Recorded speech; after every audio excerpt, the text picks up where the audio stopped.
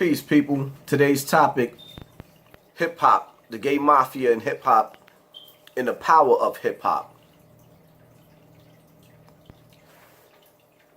I don't know if you guys realize that in the music industry, back in the 80s and the early 90s, the music had soul to it. You can feel the music. You can feel the energy of the music. The music made you live the moment of, let's see, Brenda having a baby. You actually, you visualized and you felt the pain of the situation of Brenda having a baby.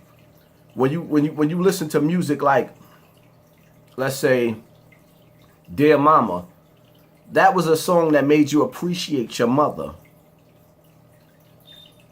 That's a song that lasts forever. Every year during Mother's Day, you can rock and you can play with that. You can play that song.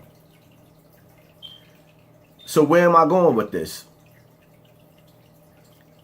Today's music versus yesterday's music. Today's music is not music. Today's music has no meaning. Today's music is poison to the soul. Yesterday's music, we still had some of the same things creeping in, but it was part of the agenda of the gay mafia that runs hip-hop.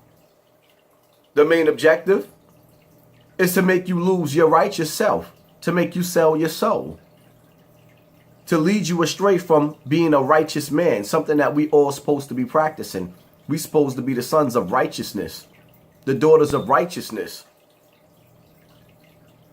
How you say the son of God, the daughters of God, the sons of God? We supposed to be righteous people. So anyway, moving right along. When you sit back and you analyze, this is why they had to infiltrate hip-hop the way that they did. Hip-hop in its early stages, if you kept on with the Chuck D's Fight the Power, Public Enemy, if you kept on with movements like that, making that kind of music because we was focused on the system and we recognized the system as the enemy.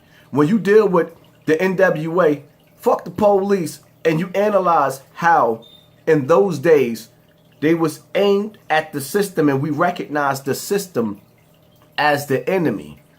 KRS-One and the rest of the movement, self-destruction, you're headed for self-destruction. This music was aimed towards us changing the system. This is why the gay mafia and their gatekeepers, and you know some of their gatekeepers comes in the forms of a Russell Simmons, a Africa Bambaataa, a Quincy Jones.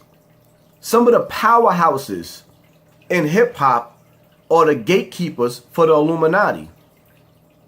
And in order for these new rappers or these rappers from old and new to get to certain positions in hip-hop, you would find or hear stories like with Tupac talking about Quincy Jones allegedly trying to sleep with him. This is part of their ritual, homosexuality and pedophilia. But the aim and the goal is to help the Illuminati to pretty much take us, the citizens, and our children, to attack them and lead their mental away from the system and what it's doing. And then the sad part about it is when you sit back and you analyze where we are today, it's working.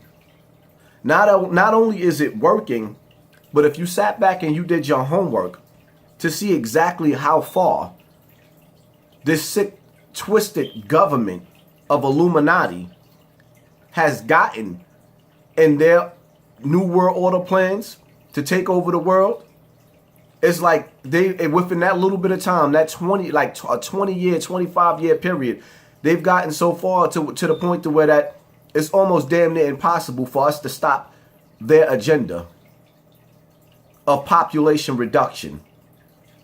So hip hop is being a tool. It's one of the strongest tools that's being used against us and our children to dumb us down. Some people will say, well, you can't hold the the artists accountable for the music that they put out. I totally disagree. Totally disagree.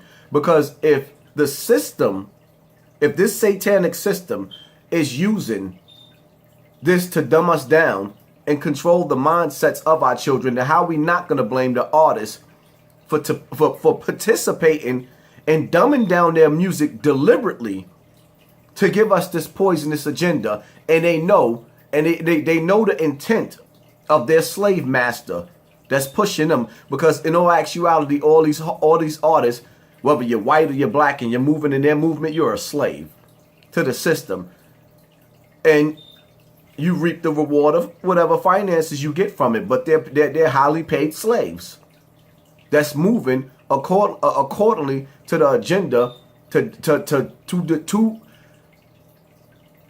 move towards population reduction and reduce the population so they can have a further control over us. We're nothing but modern day slaves, and we living in modern day slavery. So now we got to focus on, how do we get to this state in hip hop? Who put us in this state? It's real simple. Who's the godfather of hip hop? Africa Bambaataa. Who's the original powerhouse of hip hop that nobody really talks about being the godfather, because he's a godfather too, or rather he's the thief in the night that came through and stole the movement and took it to the heights and then sold it out to the Illuminati themselves, Russell Simmons. If hip hop started out in the Bronx and then Russell Simmons took it to the Queen's Def Jam movement, how did it get in the hands of the Illuminati? Who took it there? Who sold it to them? Why isn't hip hop owned by Russell Simmons, Africa Bambaataa, Kool Herc, Grandmaster Flash, and all the other brothers that came ahead of time?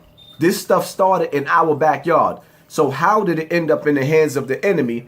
And how did it become a gay mafia movement / pedophilia / pedophilia / pedophilia? You know, back in the early 90s, you couldn't be outwardly gay in hip hop. You couldn't really be outwardly gay in the community. It was not happening. If you found somebody that was walking around that was a tranny, a man with titties, the youth would stone them literally walking through the neighborhood. You would get hit with bricks and bottles and everything else. But through the laws, not just through the laws, through television, one of the main things that opened up for homosexuality in the gay mafia movement to destroy our community, because that's exactly what's being done. They're using this movement to usher in pedophilia and things where you can see exactly why we going through the signs of the times. And you got land masses in Puerto Rico and Texas and in Africa and all over the world being destroyed, while Haiti's being rocked, while the Most High is allowing this stuff to go on. Because yes, I do believe some of this stuff is man-made, but why is the Most High allowing us to get spanked like this? It's because we are turning away from our righteous ways and allowing these agendas to move forward. Because these agendas couldn't go forward. They couldn't move forward without us allowing it to go forward. So, like I was saying, you have this mafia, this gay mafia, that's pushing their agenda of homosexuality, but not just homosexuality. They're controlling the minds of the youth. They're making everything that's unlawful to the Creator, to the Beneficent, to the Merciful, to the Master of the Day of Judgment. They're making everything fair-seeming. Anything that's unlawful is becoming lawful. And everything that's lawful is becoming unlawful under this hip-hop agenda, that we have to be careful and mindful what we're letting our children watch. Now, through porno, first it starts off with a man and a woman. Then it starts off with two men and a woman, which is actually basically just creeping through the back door of homosexuality. Then the next thing you know is two women on top of each other with one man, which is basically for the men. We said, all right, being that it's two females, It's all good. Ain't nothing wrong with that. It's a fantasy of a man to be with two women, but what you're doing is saying that you accepting homosexuality. So then from porno, slowly you start seeing little shows where they starting to show you every here and there, every once in a while, but not too much, because in the early 80s and 90s, you wasn't seeing too much sexual stuff on regular television. No, you wasn't seeing it. Maybe on HBO, but channel 2 and 5 and 7 and 11, you wasn't seeing it on those channels. It was not happening. But gradually, they done lubricated you up and violated you. They slipped it in. They crept in like the pedophiles they are. They crept this movement in, and now look at where we are today. But this was an agenda that was slowly worked on. And who did they use to work on this agenda? The gay mafia. Who was the leader of the gay mafia in hip hop? Russell Simmons, Quincy Jones, Africa Bambaataa, and many others. Dr. Dre. Oh, we're not going to let Dr. Dre get away with it. Everybody heard how Tupac put him on blast for being a homosexual. Even though, to be honest with you, as much as I love Tupac to death, but you couldn't pay me to believe that Tupac and Biggie didn't perform in these homosexual ritual acts to get as far as they gotten. I guess after a while, after they done slipped through the door, Tupac starts rebelling and start calling everybody gay. But the reality of it is they ain't let him go that far. Make it that far through Hollywood, through making these movies. Tupac had to sit on that director's couch. And in order to get on that director's couch, you're going to have some old white man sliding up in between your butt cheeks. That's just how the game goes. We all know it. When you see these rappers sit up there talking about, to each his own, but I ain't with that, y'all all with it. You're not getting through that door. This is why in the Bible it says it is easier for the camel to go through the eye of a needle. The eye of a needle is this small. A camel was this big. It's impossible. It is easier for the camel to get through the eye of a needle than it is for a rich man to get into paradise. Because in this world, in order for most people to get rich, they're doing something unlawful, something sinister. And in most cases, what do you hear when you're dealing with the hip hop industry and when you're dealing with Hollywood? You're dealing with people who are basically child molesters. But not only are they child molesters, to make it even worse, in this world, it's supposed to be male and female. To make it even worse, not to say it's better, but to make it even worse is the fact that you would actually take a man to violate a little boy. Opposites. Instead of it being opposite, which is still wrong, it's sinister because it's pedophilia, but then you taking a man and violating a young boy in a way he can never, ever come back from. So now this hip hop movement and this hip hop agenda, where am I going with this? This movement basically was created to dumb us down. See, the initial form of us celebrating hip hop and creating hip hop in the Bronx and in Cedric Ave and Bronx River and Bronxdale throughout the Bronx, it was for us to express ourselves and enjoy ourselves living in poverty. And when these sinister Illuminati puppets, the Illuminati themselves rather, when they actually realized the power of hip hop, let's talk about the power of hip hop. Let's talk about racism. Let's talk about how foul white people used to be towards black people. Some still are. But let's talk about the fact that hip hop wouldn't be as far as it is without that white group that supports hip hop sometimes more than the blacks. And the power of hip hop actually took people who used to walk around with white sheets on their face and talk about let's kill a nigger, to now you have white people actually wanting to be down with black people and partying with black people. Hip hop bridged the gap between whites and blacks faster than anything. The racial tension that used to go on in this country, the way it used to, where you couldn't even walk past white people without getting lynched. Black people didn't stop that through violence. We would have got slaughtered. They had too many guns. Hip hop started that. Hip hop bridged the gap. Anytime you go to a concert Any concert, damn near. And you look in the background, all you see is white people. Why you think you don't see black artists disrespecting white people? Because most of their shows is packed with white people who start in the beginning to love us and our movement. They're loving us and our movement. I mean, when Eminem first came out, people start leaking audio of him saying racist stuff. Justin Bieber and all the rest of them. Now look at them. They on top of our movement. Signing black people, dancing and singing with black people. This is the power of hip hop. Hip hop actually took racism and bust that shit in the head. It slowed it down tremendously. Because if it wasn't for hip hop, we would still be going through the fights that we was going through in the early 60s. Yeah, keep in mind, that was just in the 60s. We ain't moved that far yet. I was born in the 70s. I'm still here. So now when you sit back and you analyze the power of hip hop, the people on top, they sat back and they analyzed and they said, whoa, all right, I see what's going on. So now what we're going to do is we're going to make sure y'all would never have the old Queen Latifah, UNITY. You're not going to never have that no more. You're not going to get, and even if you do get one or two artists that act like they're conscious rappers, I tell you right now, don't be fooled by them. They are a puppet of the Illuminati. Anybody in this rap game right now in today's time is a puppet of the Illuminati, and they're doing the Illuminati's work. What is the Illuminati work? To keep us rocked to sleep, to keep our eyes and our minds off of what's going on in the system today. There's laws that's being passed that's basically going around.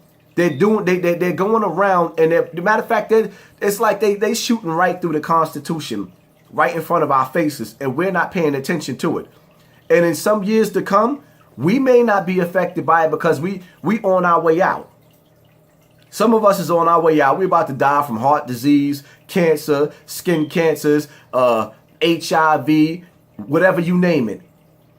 Even down to what's going on with the weather. You having storms and you're not getting the real numbers of the death rates in these storms with the people that's drowning and starving to death. They're not giving you the real number. Not only that, there's silence in these situations. You hear more about a Colin Kaepernick taking a knee than you hear about what's going on with my brothers and sisters in Texas and in Puerto Rico, in Mexico. You're not really hearing about what's really going on with our people. These are our people. So hip hop is being used worse than the crack and the dope epidemic right now because it's destroying the minds. Look at what we have as artists. No disrespect to Cardi B. I think it's a beautiful thing that she can make it out of the hood, out of poverty. But as a symbol, what is she to our young ladies? What message is she really coming with? Look at the artists. Look at what we have today.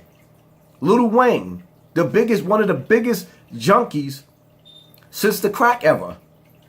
He's not even on crack, but he looks worse than a crackhead. Look at what we have here today.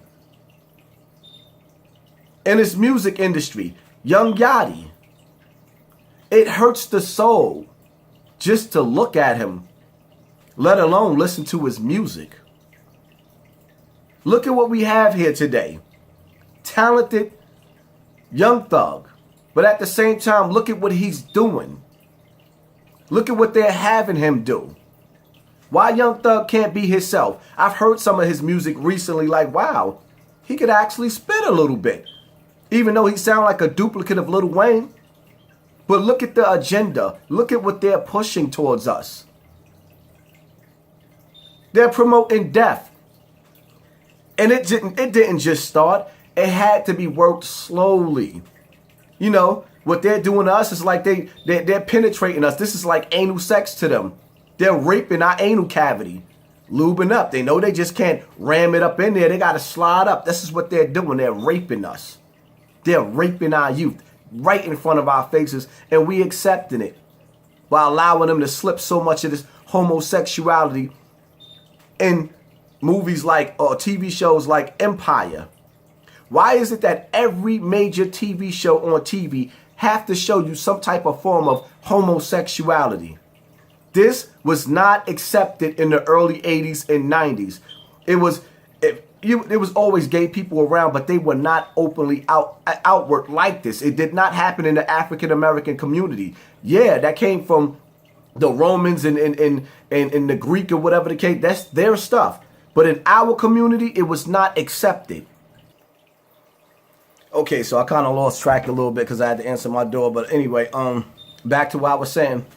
So the agenda of the Illuminati and the gatekeepers, because we're not going to make no mistakes about it. We're not going to deal with no Messiah complex and say, well, it's the Illuminati, but it's not the Russell Simmons. Russell Simmons ain't have nothing to do with this. Africa Bambaataa ain't have nothing to do with this. We're not going to say that. Quincy Jones ain't have nothing to do with this. Dr. Dre ain't have nothing to do with this. Jerry Hill ain't have nothing to do with this.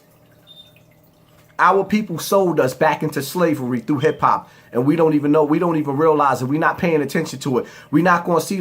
We're not going to sit up there and say Birdman is not a gatekeeper to this. We're not going to let Sean P. Diddy Combs off the hook. We're not going to let Jay-Z off the hook. These are gatekeepers. They all know and are very aware of the agenda of this hip hop movement, which was once hip hop, because it's not hip hop no more. It's not even rap no more. It's death. It's death and destruction. The aim and the goal was to distract your mind. Not only was the aim and the goal to distract your mind, but the aim and the goal was to lead you away from the consciousness, the revolutionary movement, the revolutionary state of mind. Like I said in the earlier part of this video, remember, in the early days, it was fuck the police. It was all about unity. The music was conscious. The music, even though we had ignorant music too, I won't say that we didn't. We still had balance there, where the positivity and the focus, we knew who to focus our energy on. The system. The system was the enemy. We're not focused on that now. Now we're egotistical. We're divided. The only thing that we focus on is worshiping the dollar bill now. It was never like that, because most of us realized we wasn't going to have much anyway. Most of us realized unless you was out there robbing banks or selling drugs and killing your community, bringing death to your community, and most of the young boys that decided to go out there and be shooters and sell drugs, why did they do that? Because of poverty. So now your eyes is focused on the prize, and all you care about is the dollar bill. This is why they say it's easier for the camel to get through the eye of a needle than it is for a rich man to get into paradise. The agenda is real simple: to keep you distracted while these laws the laws are being passed. Mission complete now.